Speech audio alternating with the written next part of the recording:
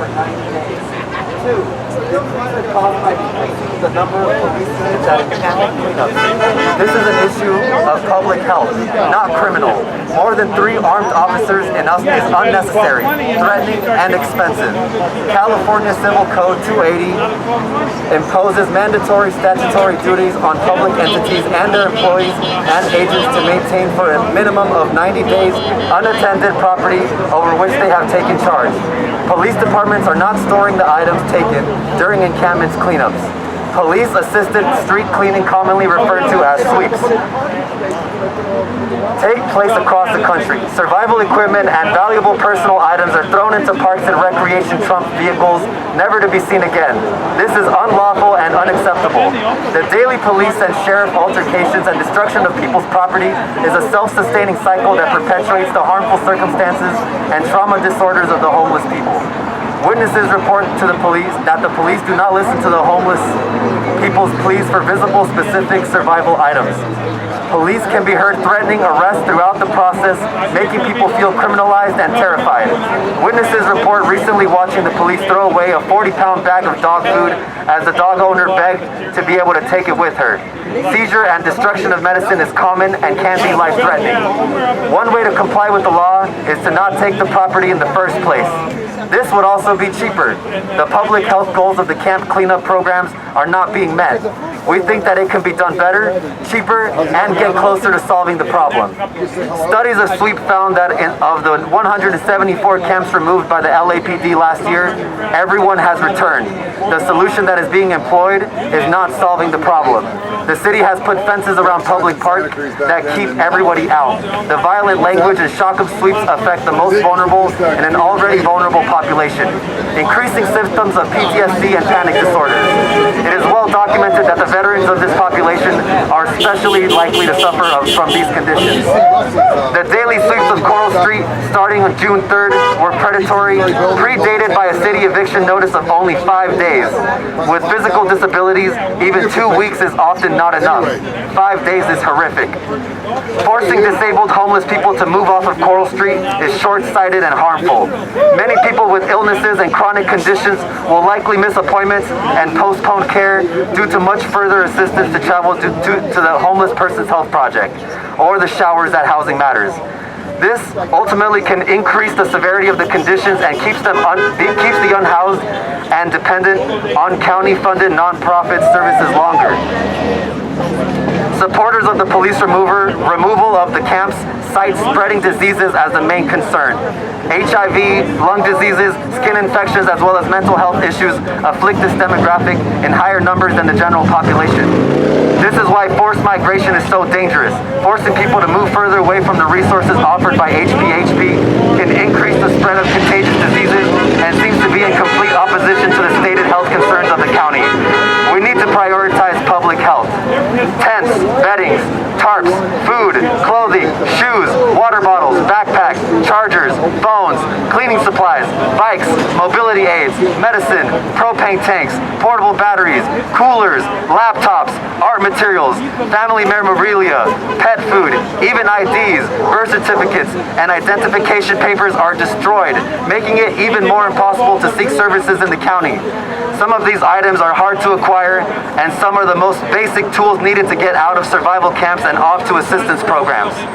The cycles of property seizure and destruction makes it extremely difficult for homeless people to maintain the stability required to keep in touch with employment, family, doctors, developed routines, sleep, eat, and ultimately survive when living without shelter and everything is destroyed over and over.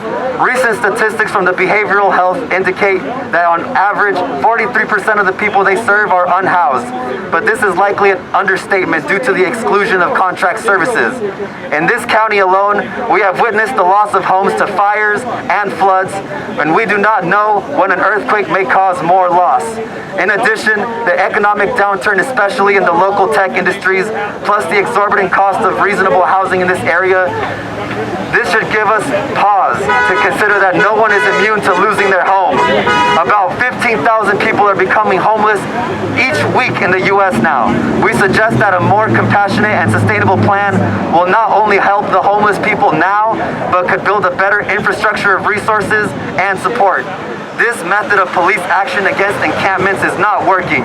With national attention on the homeless crisis, here in Santa Cruz, we have an opportunity to implement solutions that work.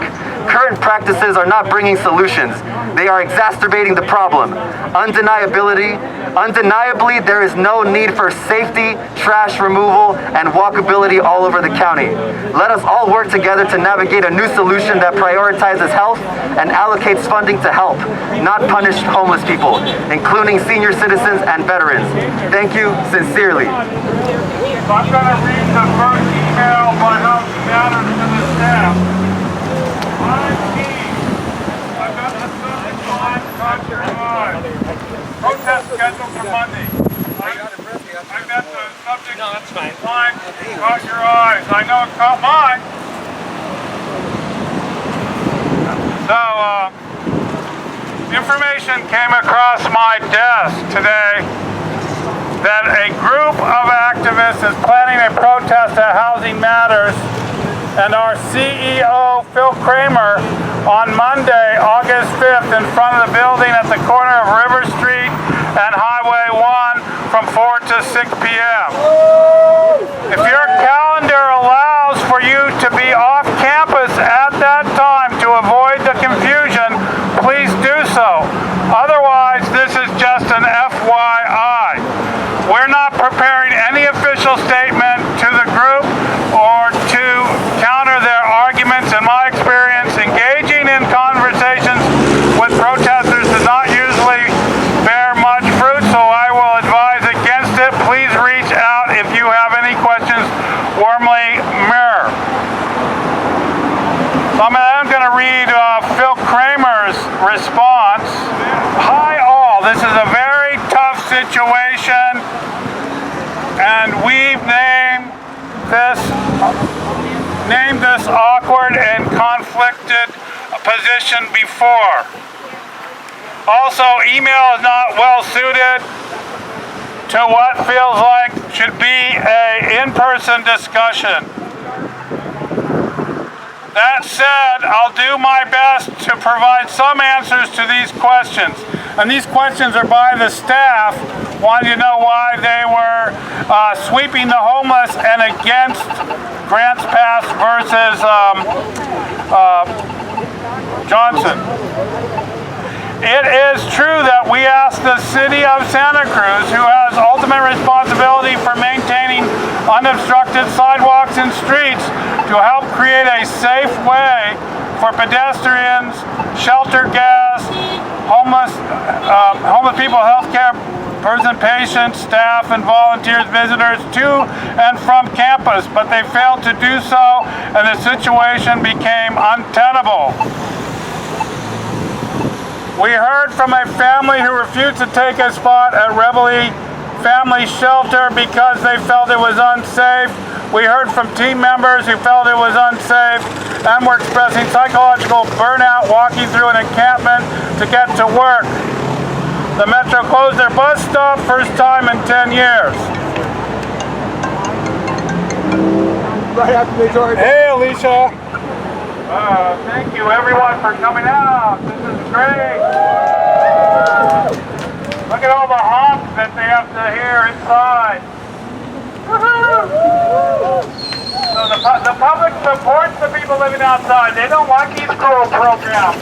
When we did this at the mayor's house on Water Street, we got honks like crazy because people, contrary to what the media says, their families are living out here and being swept. And so, you know, we have a lot of popular support. It's just that the police and the homeless industrial complex have, you know, they're coordinated and united. So that's how they can work. So, we've really got to keep this up. I'm very concerned. I think everyone should be concerned that when they start doing these sweeps of this magnitude, when Newsom has an executive order and the Supreme Court rules against the homeless and the Central Intelligence Agency is spearheading the assaults against the homeless, we've got to be serious about fighting back, because the people in Germany failed to do so and their homeless were put in Dachau, and we can't let that happen. That's where that poem comes from. It's from a pastor that was locked up in Dachau concentration camp with the homeless. So the famous, the birthday came for the homeless, that was a real thing in Germany, and we can't let that happen here in the United States. We have to fight back. Finally, we're here at last next to Housing Matters, or Funding Matters, as I like to call them. This, of course, is the, as you all know, the folks that are right behind this fence and the concrete 6-foot-high wall. It gets, I don't know how many millions a year. Does anybody know how many millions? It's 138 million. But I'm not 100. It can be fluctuate between that and He thinks a preposterous suggestion. It's 100, but it's a lot of money, and it's the biggest funded agency that supposedly is. It's supposed to be providing housing, but of course, what's it providing? It's providing an excuse for the police department, the county sheriffs, private security to run people off. That's what it's doing. And that's, of course, happening all over the state. And the issue, and I'm actually distributing a flyer about Housing Matters, which I should pull out and talk about because it has more specific details. But Housing Matters is the place that they give you a little card, or the Armory, or 1220 River Street, and tell you, here is your option. If you're going to, if you don't move, pick up your 2 bags of stuff and leave, you get to go to these places, although many people have advised me they don't even get so informed. They just, sometimes notices are put on people's tents, we're coming for you in a week. But since the police are unequal in their kind of enforcement of this stuff, people rather than try to move their stuff from place to place with the sense that they will again be confronted with move on, move on, move on, with no real place to go, it leaves people in a situation where they are exhausted, and of course many folks are older, like some of us are, disabled, like many folks are, or have all kinds, different kinds of problems that prohibit their actually making the kind of move that, let's say, a middle-class person, even a middle-class person who's in good health and well, and has properly employed and is, his head's on straight for different reasons, he would have, or she would have, they would all have problems doing this. Because you just imagine if you had been told, somebody came to your house and said, you have to move in a week. All you housed people who are out there, and if you don't, we're going to take all your property except 2 bags full. To me, you would think there's something wrong with this approach, but more important, what would it do? It might make you angry, it might make you rebel, it might leave you exhausted, it might scare you. All these things, I'm sure, are happening at the same time. You can see it when you talk to people who are experiencing this. So I just want to point out one thing that we know. The Supreme Court may have said that it's not cruel and unusual punishment to sweep people, but we here in Santa Cruz and the unhoused community knows that that's not true. When you sweep people's survival gear and you take everything that they own, and then you go ahead and you lie about storing things, when in fact you've thrown everything that a person owns in the dumpster, that is cruel and unusual punishment. It puts a person in further harm than when you found them. That's not okay. We're standing in front of Housing Matters, and one thing that needs to be pointed out is that recently the director of Housing Matters colluded with the city to sweep everybody that was on Coral Street. He didn't tell the people that he worked with, and I recently read a bunch of emails to where people were not happy about this. He didn't even tell his employees that he was going to do this. People are concerned because how can you advocate for the wellness of your clients and then at the same time work with the city to sweep them from where they were and throw all their belongings away? The city of Santa Cruz said that not much is going to change after that Supreme Court decision, but as we can see, encampment suites have been ramped up. People are losing their things, and people are dying on the streets in Santa Cruz. We have long asked for housing as a solution, and instead we're constantly seeing funds being sent out to these nonprofits and, you know, these programs, and we're not seeing a difference on the streets. We've constantly asked for an audit as to where the money is being spent, because we've noticed that people have been caught in other cities and counties for misappropriating the funds meant for homelessness. I highly think that there is a chance that that's happened right here where we live. We can see that we have a huge amount of homelessness. They keep saying that it's decreasing little by little and trying to take credit for that. But what I think happened in these last couple years is that people died. That's why the decrease in homelessness. We've lost a lot of people. We've lost a lot of people on the streets to the elements. We've lost a lot of people to fentanyl. And it's just really tragic and sad. And the money has been wasted. And how dare the director of Housing Matters collude with the city? He can say anything that he wants and try to downplay that behavior and say that the relationship is complex. But under any circumstances, that is unacceptable. He could have done better. And no, the city did not follow best practices when they swept the encampment. They threw everybody's belongings away. It's unacceptable, and that's part of the reason that we stand here together today to protest that behavior in our city. We can do better, and we should do better. Yeah, I was incarcerated here for approximately 22 months. I've heard a whole lot about the Armory. I have not been there yet. I don't want to go there. I have no intention of going there because this place is bad enough. And the director, one of the so-called directors here, has recently been fired for embezzlement. And so what do? They give her a promotion and a raise in another office somewhere. So that's a little indication of how great our government and our so-called shelters are working for us.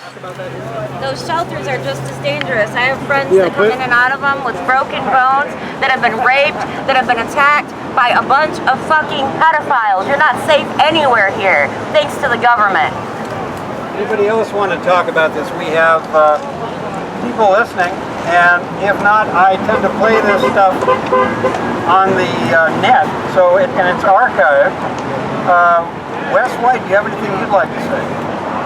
Wes is doing some videoing for Salinas and Monterey County, and he's been following homeless activism there and documenting it.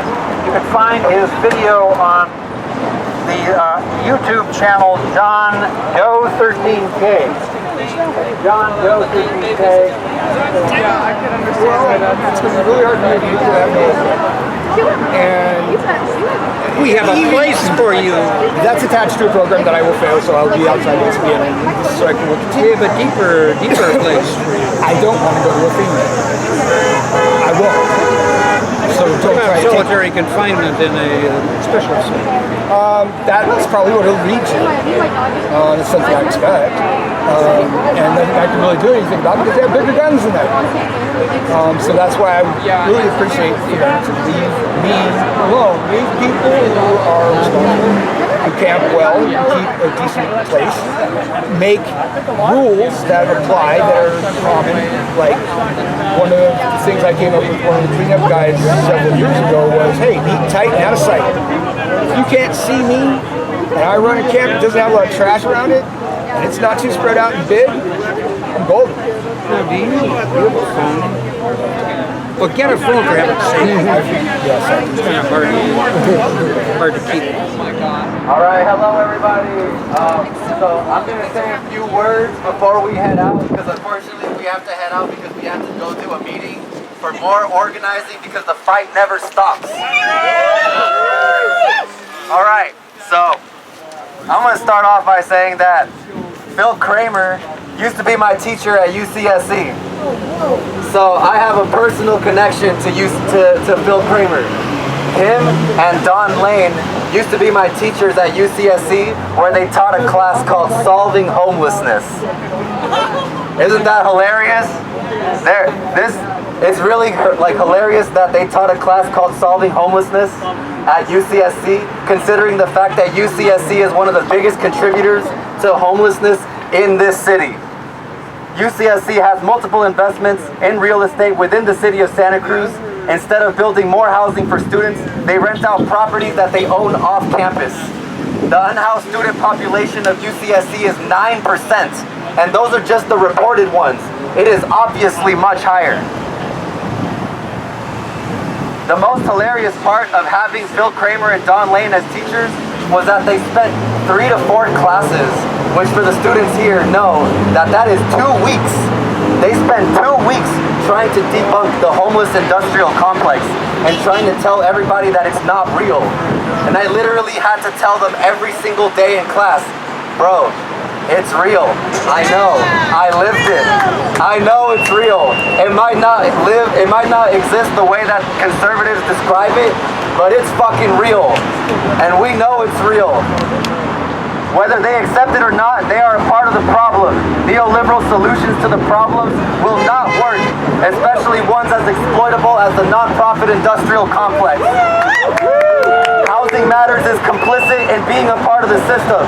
If Housing Matters actually cared, they would have been a part of the emergency meetings on how to deal with a disastrous Supreme Court decision concerning Grant Pass, as well as Governor Newsom's brutal executive order, which is specifically designed to go after homeless encampments and, as a double whammy, also goes after Gaza solidarity encampments like the one that we had at UCSC. If Housing Matters actually cared, they would not be calling the cops on the homeless. If they cared about the homeless, they would be using the $60,000 that they spend every year on their stupid march in order to provide and expand services. Phil Kramer should not be paying himself $210,000 to not be doing anything. If Housing Matters actually cared, they would be maintaining open their day services and daily food programs for the community, not fucking shutting them down. If Housing Matters says that it reeks of urine, it's only because the establishment has brought it into the core.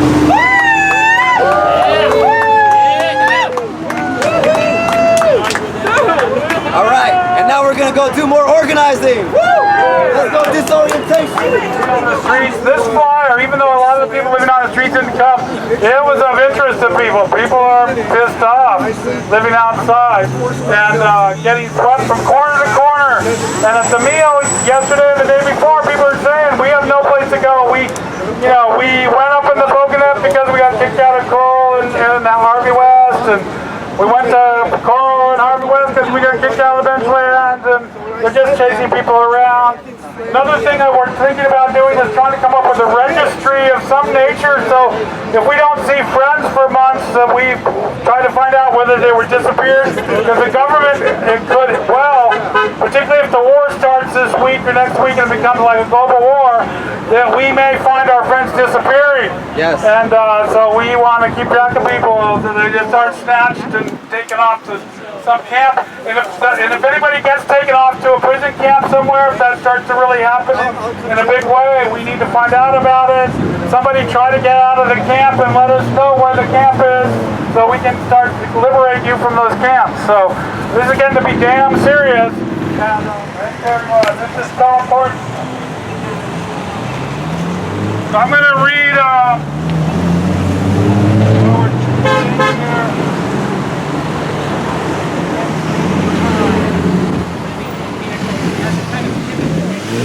tenants can fall into vehicles comfortably with enough skill and enough knowledge, which they can get from people already with a vehicle and don't have a prison.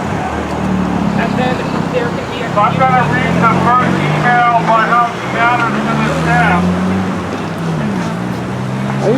There are... I checked, it must have been in like February, is when I looked at the overnight parking at like midnight, which is fewer people.